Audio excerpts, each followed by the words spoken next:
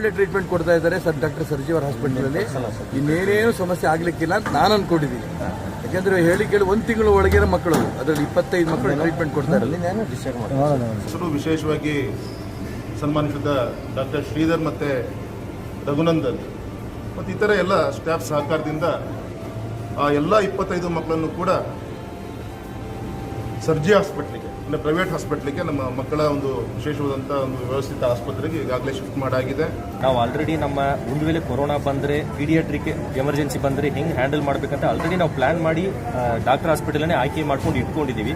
ಇವತ್ತು ಅದು ಒಂದು ನಮಗೆ ಪ್ಲಸ್ ಪಾಯಿಂಟ್ ಆಗಿದೆ. ಸೊ ಇಮಿಡಿಯೇಟ್ಲಿ ನಾವು ಶಿಫ್ಟ್ ಮಾಡುವಾಗ ಡಾಕ್ಟರ್ ಕೂಡ ಎಮರ್ಜೆನ್ಸಿಗೆ ತಯಾರಾಗಿ ಇದ್ದಿದ್ದಾರೆ. ಸೊ ಆ ಎಮರ್ಜೆನ್ಸಿಗೆ ಬದಲು ಬೇರೆ ಥರ ಎಮರ್ಜೆನ್ಸಿ ಬಂದಿದ್ದು ಇಮಿಡಿಯೇಟ್ ಆಗಿ ಸ್ಪಂದಿಸಿದರು. As of now we are everybody safe.